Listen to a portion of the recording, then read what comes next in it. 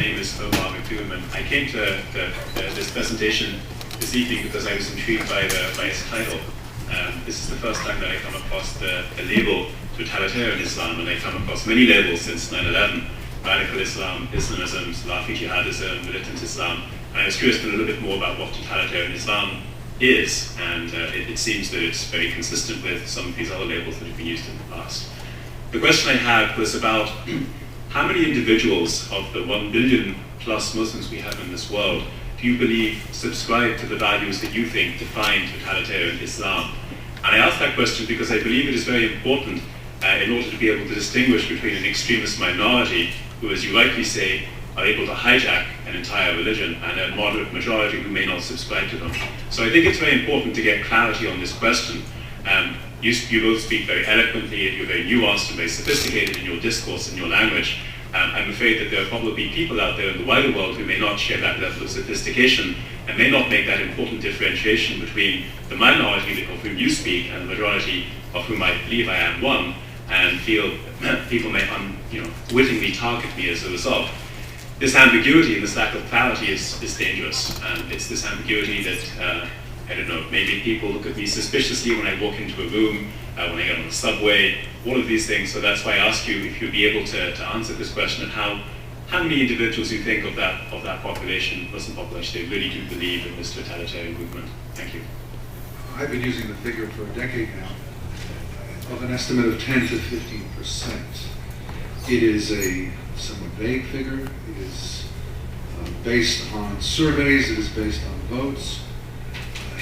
It is hard overall to give numbers. I mean, in the Pakistani elections, Jamaat-e-Islami gets 4 or 5%. In Turkish elections, the AKP party got 47%. It is hard to come up with hard and fast figures across all times, places in the last few decades. But I think it's workable. 1 out of 7, 1 out of 8 Muslims subscribes to the notion that Islamic law should be imposed on themselves and on everyone else.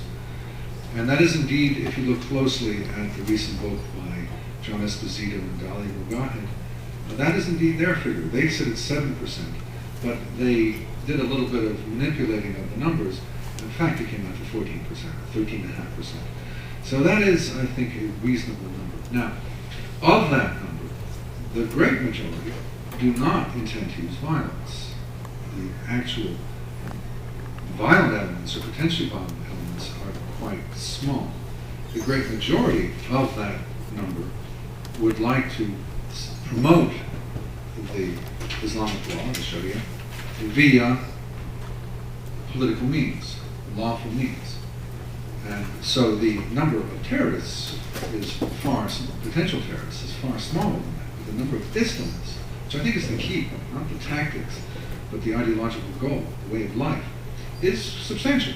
If one takes a figure of something like 1.2 billion, that is on the order of 150, 200 million people. And it's worth noting that it's a far larger number than all the fascists and all the communists who ever lived all together, far larger. So while the Islamists lack a great power state, such as Nazi Germany or Soviet Russia, they have a substantial body that adheres to this program. Let me just, 2 things. What is interesting that is in some places it seems the number seems to be significantly larger. It's at least in terms of political support that Islamist parties generate. Hamas, after all, won the Palestinian elections, and in Egypt, the Muslim Brotherhood is said to be able to get somewhere around 40% of the vote, which is in one of the largest Muslim countries in the world. So there are definitely concentrations where the numbers are significantly larger. But let me address kind of an implicit comment that you were making. I don't think either of us want, and I think we try to make it very clear that we're not merging totalitarian Islam with Islam. We're trying to make a clear distinction between not necessarily a hijacking of a religion, but a particular use of a religion. I'm not an expert on the Quran, and I'm not going to arbitrate between different interpretations of it. I don't know which is the right interpretation, the wrong interpretation, and I think it doesn't matter. The point is that certain people are using this this religion for totalitarian goals, for totalitarian purposes, and I think that, you know, if other Muslims think that they are hijacking their religion, or think that they are, as a consequence,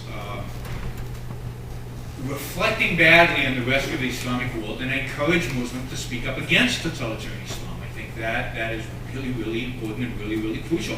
Join this, you know, moderate Muslim movements, you know, the advocating a separation of church and state and free speech and all the things we believe in, and fight internally against the radicals. I think that is, that if you feel discriminated in any way, you know, I think that the primary thing that should be motivating you to do is to fight the people who are reflecting badly, supposedly, on you, and those are the radicals within the Islamic community.